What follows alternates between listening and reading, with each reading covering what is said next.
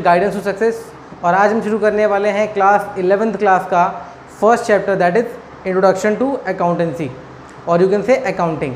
क्योंकि जो बच्चे 10th के बाद अभी 11th में नए नए आए होंगे उनको पता है कि उनके लिए अकाउंटेंसी बिल्कुल ही एक नया सब्जेक्ट है, इसीलिए बहुत इंपॉर्टेंट है कि जो बच्चे हैं वो बिल्कुल उसकी बेसिक से स्टार्ट करें और चीज़ों को अच्छी तरीके से समझें कि हम अकाउंटिंग करते क्यों हैं, सो दैट कि वो आगे जा कर के अकाउंटिंग को जब अच्छे से सीखें तो उनको समझने में ज़्यादा दिक्कत ना आए। तो सबसे पहले आज जो हम चैप्टर स्टार्ट करने वाले हैं ये एक थ्योरेटिकल चैप्टर है, that is introduction to accounting. और तो इसमें मैं आज आपसे बात करने वाला हूँ कुछ बेसिक अकाउंटिंग टर्म्स की और जो अकाउंटिंग की कैरेक्टरिस्टिक्स क्या होती है, उसके एडवांटेजेस क्या हैं, उसके डिसएडवांटेजेस क्या है। तो सबसे पहले स्टार्ट करते हैं मीनिंग ऑफ अकाउंटिंग। तो अगर आप देखें मैंने यहाँ पर एक सिंपल एक मीनिंग लिखा हुआ है आपके लिए अकाउंटिंग की, that is accounting is a systematic process of identifying, measuring, recording, classifying, summarizing, interpreting, communicating financial information to the users। सुनने में आपको बहुत ही ज़्यादा लंबी डेफिनेशन लग रही होगी, बट अगर आप देखें इसमें कुछ बेसिक वर्ड्स हैं जिनको आपको सिर्फ याद रखना है। वो कैसे? जैसे कि आपको पता है क्या, सबसे पहले आइडेंटिफाइंग, मतलब सबसे पहले आप आइडेंटिफाई करेंगे। आइडेंटिफाई क्या करेंगे? आप आइडेंटिफाई करेंगे कि जो आपके पास जो भी आपके पास ट्रांजेक्शन्स हैं वो मॉनेटरी बेसिस पे है या नहीं है। अगर वो मॉनेटरी बेसिस पे नहीं होंगे तो फिर आप उनको अकाउंटिंग बुक्स में रिकॉर्ड नहीं कर सकते हैं। तो पहले आप क्या कर रहे हैं, यहाँ पे आइडेंटिफाई कर रहे हैं कि whether that transaction is able to get, आप उसे नंबर्स में या फिर आप कहें तो आप उसको मॉनेटरी टर्म्स में आप उसको कंसिडर कर सकते हैं या नहीं। उसके बाद बात आता है मेजरिंग। फिर आप मेजर करते हैं कि आपको उसकी जो वैल्यू है वो क्या रखनी है, मतलब मॉनेटरी टर्म्स में उसकी वैल्यू क्या होनी चाहिए। फिर थर्ड आ जाता है इसमें रिकॉर्डिंग। रिकॉर्डिंग आ जाता है कि आप उस ट्रांजैक्शन को फिर रिकॉर्ड करते हैं। फिर आता है क्लासिफाइंग। आपको क्लासिफाई करना होता है कि वो कौन से पर्टिकुलर अकाउंट में वो ट्रांजैक्शन की एंट्री आनी चाहिए। फिर आता है आपका समराइजिंग, मतलब आप एक समरी तैयार करते हैं। समरी में हो जाता है कि आपने ओवरऑल पूरे डेटा को कुछ फॉर्म्स में तैयार करते हैं, जैसे कि आप लोग बनाते हैं trial balance, trading account, profit and loss account, ये सब आपका आ जाता है समराइजिंग में। फिर हम बात जब करते हैं इंटरप्रिटिंग, मतलब होता है अब आप इंटरप्रिटेशन करते हैं कि जो आपने फाइनेंशियल जो भी आपने अकॉर्डिंग टू ये जो सिस्टम पूरा फॉलो करने के बाद जो आपने फाइनेंशियल अकाउंट्स बनाए हैं या जो भी आपने तैयार किया है अकाउंटिंग, उसके थ्रू आप डिसीजन लेने की कोशिश करते हैं, आप समझने की कोशिश करते हैं कि आपका बिजनेस कैसे फंक्शन कर रहा है और आप उस डेटा के बेसिस पे क्या क्या आप आगे जा कर के डिसीजन ले सकते हैं। फिर हम बात करते हैं कम्युनिकेटिंग फाइनेंशियल इन्फॉर्मेशन। फाइनेंशियल आपको बाद में क्या करना होता है, जब आप इंटरप्रेट कर लेते हैं, जब फाइनली आप डिसीजन ले रहे होते हैं, तो फाइनली जो भी आपने डेटा कलेक्ट किया उसके बेसिस पे जो भी आपका आउटकम आया है आपको उसे कम्युनिकेट करना पड़ेगा उस फाइनेंशियल इन्फॉर्मेशन को उनके साथ जो कि यूज़र होंगे। यूज़र हो सकते हैं आपके इंटरनल और कुछ हो सकते हैं एक्सटर्नल, ठीक है। जब मैं बात करता हूँ इंटरनल यूज़र की, तो इंटरनल यूज़र्स में आ जाता है आपके जो आपके मैनेजर्स हैं, वो आपके कस्टमर्स आ जाते हैं, आपके शेयर होल्डर्स आ जाते हैं, आपके तो इस तरीके से आप देख सकते हैं आपके इंटरनल यूज़र्स में आ जाते हैं जो कि कंपनी के अंडर कंपनी के इंटरनल यूज़र्स होते हैं। फिर अगर मैं बात करूँ एम्प्लॉयज़ भी होते हैं उसी में, लेकिन अगर मैं बात करूँ एक्सटर्नल यूज़र्स की, एक्सटर्नल यूज़र में आपके लिए ये गवर्नमेंट हो सकती है, ये इनकम टैक्स डिपार्टमेंट हो सकता है, उसके अलावा बहुत सारे अदर फाइनेंशियल इंस्टीट्यूशन हो सकते हैं, बैंक हो सकता है, ये सब आपके एक्सटर्नल यूज़र्स में आएंगे क्योंकि वो उनको भी उस डेटा की ज़रूरत पड़ती है जब कभी भी वो आपके साथ किसी तरीके की डील करते हैं, ठीक है। तो मैंने आपको एक सिंपल डेफिनेशन बता दी मीनिंग ऑफ अकाउंटिंग क्या होती है। फिर मैं आपसे बताऊँ, इट गिव्स इन्फॉर्मेशन। जो भी आप अकाउंटिंग करते हैं वो आपको 3 चीज़ों के ऊपर इन्फॉर्मेशन देता है, जैसे कि सबसे पहले तो रिसोर्सेज अवेलेबल, कि आपके पास कौन कौन से रिसोर्सेज अवेलेबल हैं। It could be your assets, आपके पास जो एसेट्स हैं आप उसका कैसे इस्तेमाल कर रहे हैं उसके बारे में हो सकता है। फिर आ सकता है how the available resources have been employed, कि आपने किस तरीके से अपने रिसोर्सेज को एम्प्लॉयड किया हुआ है, मतलब ये it is related to your, आपने किस तरीके से अपनी मशीनरी को, एसेट को, उसके अलावा जो ह्यूमन रिसोर्स है, मतलब जो लेबर है, जो आपने उसको कैसे एम्प्लॉय किया हुआ है, इसके बारे में भी बताता है। फिर अब बात करते हैं तीसरी, the results achieved by there use. फिर बताता है कि जो भी आपने एसेट्स वगैरह यूज़ किए हैं, जो भी आपने उसमें रिसोर्सेज यूज़ किए हैं, उससे आपको जो रिज़ल्ट मिल रहा है वो क्या मिल रहा है, मतलब आप कितना इफेक्टिवली और इफिशिएंटली जो है आप अपने रिसोर्सेज को यूटिलाइज कर रहे हैं, इसके बारे में भी इंफॉर्मेशन आपको अकाउंटिंग देता है। फिर अब बात कर लेते हैं कि कुछ कैरेक्टरिस्टिक्स ऑफ अकाउंटिंग के बारे में। ठीक है, जैसा कि मैंने आपको डेफिनेशन में ही ऑलरेडी कुछ मेन वर्ड्स आपको बता दिए थे, आप उनमें से कुछ मेन वर्ड्स को यहीं देखेंगे। सारे के सारे जो मेन वर्ड्स हैं जो आपकी डेफिनेशन में मेंशन थे वो आप कैरेक्टरिस्टिक्स ऑफ अकाउंटिंग में देख सकते हैं।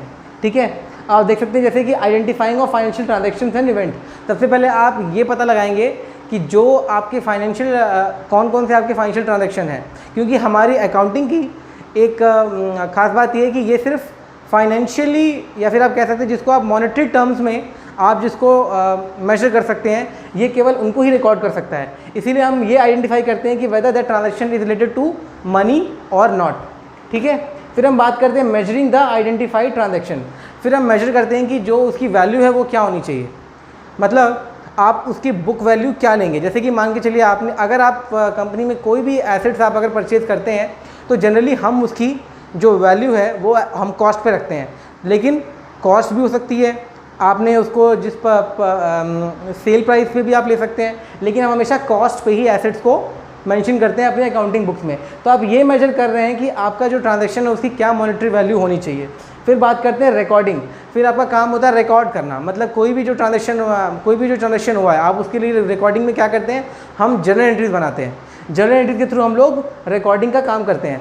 उसके बाद बात करते हैं क्लासीफाइंग मतलब आपने कई सारे जर्नल एंट्रीज आपने बना लिए हैं।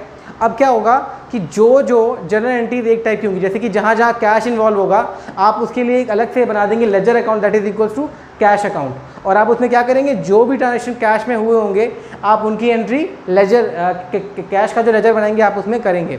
ऐसे ही सेल्स का भी लेजर बनेगा। ऐसे कई सारे आप लेजर अकाउंट्स बनाएंगे और उनको हम क्या करते हैं, क्लासीफाई कर रहे होते हैं डिफरेंट अकाउंट्स में, सो दैट कि हमें अगर किसी पर्टिकुलर चीज़ के बारे में इंफॉर्मेशन चाहिए हो तो हमें उससे रिलेटेड जो कुछ भी पूरे साल में किया गया होगा हमें वो सब कुछ आसानी से मिल जाएगा।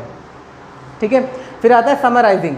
फिर हम क्या करते हैं, समरी तैयार करते हैं। मतलब आपने लेजर तक बना लिया, बाद में हम बनाते हैं trial balance, trading account, profit and loss account और बैलेंस शीट। ये ऐसे आपके पास ये आपने जो भी डेटा आपने कलेक्ट किया था, जो भी आपने जर्नल एंट्रीज की थी, लेजर किया था, आपने उसके थ्रू क्या किया, यहाँ पे समराइज़ कर दिया है, डेटा को इस फॉर्म में रख दिया है कि अब आप वहाँ से पता लगा सकते हैं कि trading and profit and loss account आपको जो ये बता देगा कि आपने साल भर में क्या क्या बेचा और आपको क्या क्या फ़ायदा है, नुकसान हुआ। और जो बैलेंस शीट होगा वो बता देगा कि आपकी जो फाइनेंशियल कंडीशन है वो कैसी है फ़िलहाल आपकी कंपनी की। ठीक है, फिर हम बात करते हैं एनालिसिस एंड इंटरप्रिटेशन। मतलब जो भी आपके पास डेटा आया, आपने जो कुछ भी पूरा प्रोसेस किया, पहले आपने जर्नल एंट्रीज बना दी, फिर आपने लेजर्स बना दिए, लेजर के बाद आपने ट्रायल बैलेंस बनाया, आपने trading account, profit and loss account बनाया, और फाइनली आपने बैलेंस शीट बनाई। जो कुछ भी आपने कुछ किया है, इसके बाद आपको अपनी फाइनेंशियल कंडीशन का पता चल जाता है। उसके बेसिस पे आप क्या करते हैं, कुछ एनालिसिस करते हैं on the basis of your past balance sheet और पास्ट रिकॉर्ड्स, और उससे आप क्या कर सकते हैं, आप इंटरप्रेट कर सकते हैं कि फ्यूचर में आपका डिसीजन क्या होना चाहिए। ठीक है, फिर बात है कम्युनिकेटिंग।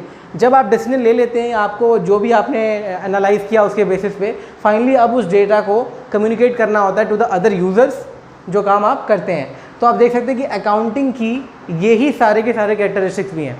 ठीक है, फिर आप बात करते हैं ऑब्जेक्टिव्स ऑफ अकाउंटिंग।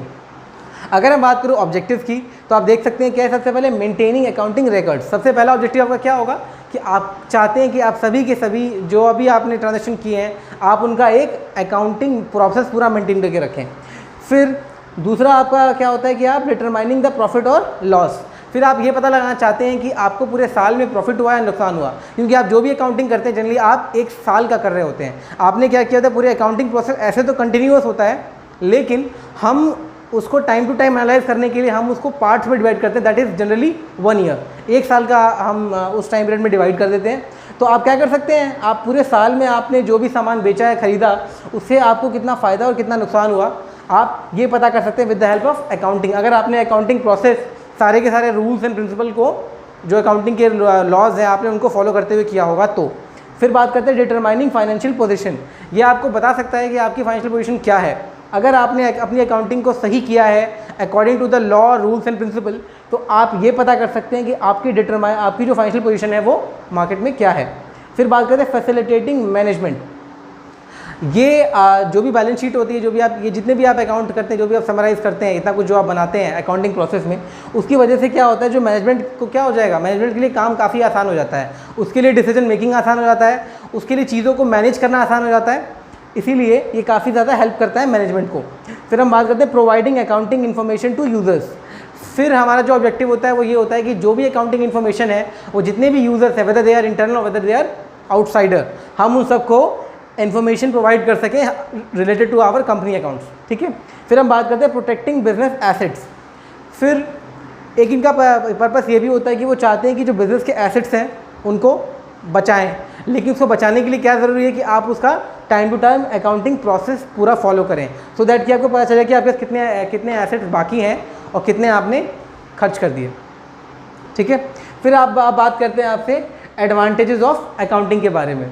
जैसा कि आप देख सकते हैं, सबसे पहले लिखा फाइनेंशियल इन्फॉर्मेशन अबाउट बिजनेस। तो एडवांटेजेस जो हैं अकाउंटिंग के कई सारे, जैसे कि सबसे पहले ये बताया हुआ है आपको कि ये बताता है आपको फाइनेंशियल इन्फॉर्मेशन अबाउट बिजनेस कि आपका जो बिज़नेस है वो फाइनेंशियली कैसा रन कर रहा है, मतलब वो प्रॉफिट अर्न करके दे रहा है या उससे आपको लगातार नुकसान हो रहा है। ये सब कुछ आप पता कर सकते हैं अगर आपने सही तरीके से अपने बुक्स ऑफ अकाउंट को अगर मेंटेन किया है तो। ठीक है। फिर हम बात करते हैं असिस्टेंस टू मैनेजमेंट। ये काफ़ी मदद करता है आपकी जो भी मैनेजमेंट होता है उसमें, इसीलिए अकाउंटिंग प्रोसेस करने का फ़ायदा है। तीसरा है रिप्लेसेस मेमोरी, मतलब अगर आपने ऑलरेडी अकाउंटिंग बुक्स मेंटेन की हुई है तो आपको कोई भी चीज़ याद रखने की ज़रूरत नहीं है। और आपको तो पता है अगर आप कोई बहुत बड़ी कंपनी या बिजनेस रन कर रहे होते हैं, रोज़ ही हंड्रेड्स ऑफ ट्रांजेक्शन होते हैं, इवन थाउजेंड्स ऑफ ट्रांजेक्शन होते हैं। अब उन सबको आप याद तो रख पाएंगे नहीं क्योंकि इंसान की मेमोरी इतनी अच्छी नहीं होती है, लेकिन अगर आपने अकाउंटिंग बुक्स रिकॉर्ड की हुई हैं अच्छे से तो आपको फिर ये मेमोरी में याद रखने की कोई आवश्यकता नहीं होगी। फिर हम बात करते हैं फैसिलिटेट्स कंपैरेटिव स्टडी। अगर आपने सही ढंग से अपने अकाउंटिंग बुक्स को मेंटेन किया है, जितने भी आपने अकाउंट्स बनाए हैं, उसके थ्रू आपको क्या होगा, आप एक कंपैरेटिव स्टडी कर सकते हैं कि पिछले साल के कंपेयर में इस साल आपको फ़ायदा हुआ नुकसान हुआ, आपकी जो फाइनेंशियल पोजीशन है वो इस साल कैसी है एज़ कम्पेयर टू ओल्ड और previous year balance sheets and accounts. ठीक है। फिर हम बात करते हैं फैसिलिटेट्स लोन, उससे पहले है facilitate settlement of tax liability. अब आपको पता होगा कि हर साल आप जो भी कमाते हैं आपको उसके बाद गवर्नमेंट को टैक्स पे करना पड़ता है, और वो जो टैक्स होता है उसके लिए एग्जैक्ट इन्फॉर्मेशन आपसे सरकार मांगती है। अगर आप कोई कंपनी रन कर रहे हैं जो कि एक ठीक ठाक साइज की कंपनी है तो आपको टैक्स जो फिल करना पड़ता है उसके लिए आपको पहले अपनी फाइनेंशियल पोजीशन बतानी पड़ती है उनको, जो जितने भी टैक्स डिपार्टमेंट होते हैं उनको। तो उसके लिए आपको अपनी फाइनेंशियल पोजीशन जो आपका बैलेंस शीट है, trading and profit loss account है, वो आपको शो करना पड़ता है सो दैट कि आप जो भी सेटलमेंट हो सके टैक्स लायबिलिटी जो आपको पे करनी है वो आप ढंग से प्रॉपर ढंग से पे कर पाएँ। फिर बात करते हैं फैसिलिटेट लोन। अगर आपकी फाइनेंशियल पोजीशन अच्छी है तो कोई भी बैंक आपको लोन देने को तैयार हो जाएगा, क्योंकि अगर बैंक को पता है कि आपका जो बिज़नेस है वो लगातार ग्रो कर रहा है, प्रॉफिट अर्न कर रहा है, तो डेफिनेटली वो चाहेंगे आपको लोन प्रोवाइड करना, क्योंकि उन्हें पता होगा कि यहाँ से आप जल्दी ही उनको पैसा लौटा पाएंगे ऐसे। ठीक है। फिर बात करते हैं हम लोग किसकी, एविडेंस इन कोर्ट। अब आपको तो पता है कि अगर आपके अगर बुक्स ऑफ अकाउंट अगर आपने ढंग से मेंटेन किए हैं, सभी रूल्स रेगुलेशन और प्रिंसिपल्स को फॉलो करके किए हैं, तो ये बहुत ही अच्छा एविडेंस होते हैं जब भी आप किसी कोर्ट में या फिर मतलब आप कहीं भी अगर लीगली कहीं पर अगर आप फाइट कर रहे हैं किसी भी पर्टिकुलर चीज़ के लिए। फिर हम बात करते हैं फैसिलिटेट सेल ऑफ बिज़नेस। अगर आपका जो बिज़नेस है, अगर आपने अपनी अकाउंटिंग बुक्स को अच्छे से मेंटेन किया है तो आपको क्या होगा, आपका जो बिज़नेस है वो बहुत ही अच्छे तरीके से रन कर पाएगा और आप आसानी से अपने बिज़नेस को सेल भी कर पाएंगे। जैसे मानिए कि आप और आपकी एक पार्टनरशिप फर्म है और आप उसमें और चाहते हैं कि बाकी मेंबर्स और आपको ज्वाइन करें, उसके लिए ज़रूरी है कि आपकी जो फाइनेंशियल पोजीशन होनी चाहिए वो अच्छी होनी चाहिए, ताकि वो जो पार्टनर है वो भी आपके बिज़नेस में ये देखे कि उसे भी प्रॉफिट होगा फ्यूचर में। अगर उसको नहीं दिखता कि आपका बिज़नेस फ्यूचर में प्रॉफिट रन करेगा according to your current financial position, वो देखेगा कि क्या आपका बिज़नेस आगे प्रॉफिट रन करेगा या नहीं। अगर वो कर रहा होगा तो ही वो आपके बिज़नेस में अपना पैसा लगाने को तैयार होंगे। फिर हम बात करते हैं assistance in the event of insolvency. मानिए कि आपकी जो कंपनी है वो इंसॉल्वेंट हो चुकी है। इंसॉल्वेंट का मतलब होता है जब आपकी कंपनी बंद होने के कगार पे आ गई है।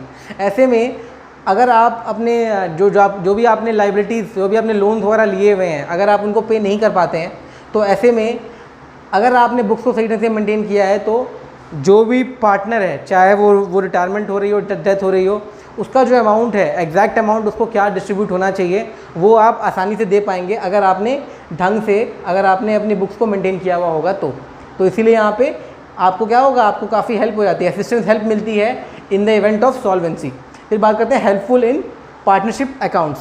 अगर आपने कोई पार्टनरशिप फर्म आप अगर आप रन करते हैं तो वहाँ पर अगर आपने प्रॉपरली अपने बुक्स ऑफ अकाउंट को मेंटेन किया है तो जो पार्टनरशिप अकाउंट होते हैं, मानिए आपके जो पार्टनर्स हैं, वह एडमिशन ऑफ पार्टनर में, डेथ ऑफ अ पार्टनर में, मतलब जब आपके पार्टनर कोई मेंबर बनना चाहता है या फिर कोई आपसे पार्टनर अलग होना चाहता है या फिर कोई किसी पार्टनर की डेथ हो जाती है, ऐसे केसेस में इन अकाउंट्स के थ्रू आप उसको जो पर्टिकुलर उस पर्सन का शेयर होगा आप वो आसानी से डिस्ट्रीब्यूट कर सकते हैं।